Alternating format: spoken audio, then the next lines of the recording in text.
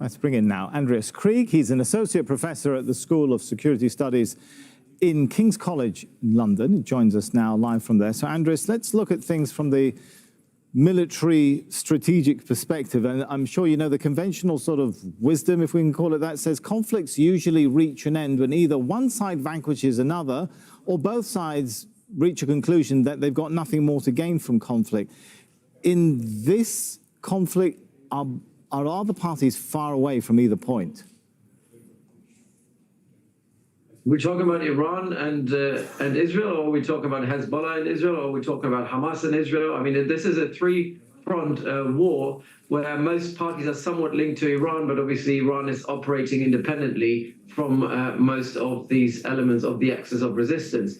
But I think neither side really, I mean, certainly not the Israelis, not Hamas, not Hezbollah, and also not Iran, are anywhere near a sort of point of ripeness where they feel that the pressure on the battlefield, that the military pressure is unbearable. I think they still think that they can, A, sustain it, and B, that they potentially can benefit from keeping it going. This has become on all fronts a war of attrition, where it is a test of resilience, especially psychological, of how long you can actually maintain the pressure and endure the pressure without having to come to the negotiation table. So I don't think on either front there is any sort of ripeness at the moment to come and discuss a ceasefire. That's true for Gaza, where obviously now with Hamas being decapitated, they will unlikely come to the negotiation table. There isn't a partner to discuss with. On the Israeli side, we've seen time and again, the Israelis have refused under Netanyahu to even make any commitment to a ceasefire when there was a chance to have one. The same is true on the Lebanese border, where I think,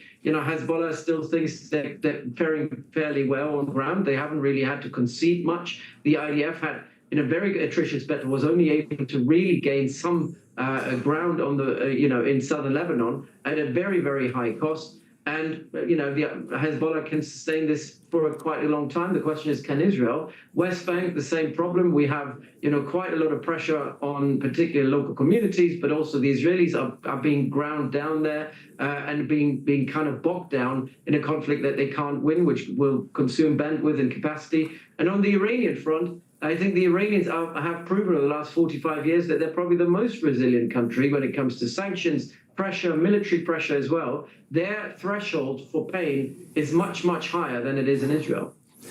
Often the discourse in some of the mainstream media puts this conflict in a sort of analysis situation where you're talking almost as if you're talking about two equal sides. There is a key point here. When you look at it from a military strategic perspective in the history of conflict, where there is an ongoing occupation, let's remind ourselves that the territories of several Arab nations are being occupied by Israel, whether it's in the West Bank or Gaza or the Shebaa Farms or the Golan Heights of Syria and so on. Is it realistic to expect that there can be a lasting end to conflict without addressing and resolving the issue of extended military occupation that the ICJ calls illegal, frankly? Yeah, and this is the key issue. I mean, when you hear Amos Hochstein speaking there in Beirut, it seems like they're looking at the Lebanese battlefield as a completely separate sort of front line to this ongoing conflict that started on the, at least that escalated after the 7th of October.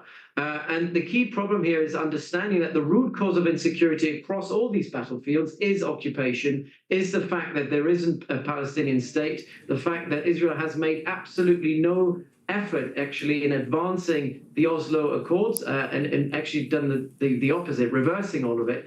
And so the root cause of conflict in Lebanon, in Gaza, with Iran, but also in the West Bank, are all to do with that fact of Palestine not having the right for self-determination. And Israel has done absolutely nothing to address what is a strategic root cause, and instead has been looking at what are operational, tactical ways, military ways to solve an issue that inherently is political in nature. So anything we're discussing now, any sort of roadmaps that are on the table, even in Lebanon, if the root cause is not addressed, we'll come back to potentially protracting the conflict, and coming back to mowing the lawn, as Netanyahu has always said, in a couple of years' time, because addressing the root cause is at the heart. And this is why I think the United States have absolutely failed. They've failed across the board in addressing that root cause, finding off-ramps for the Israelis to keep continuing occupation without having to make concessions, while at the same time maintaining the status quo and maintaining its security. So the security that Israel will ever get out of all of this will be short-term to mid-term, but definitely not long-term.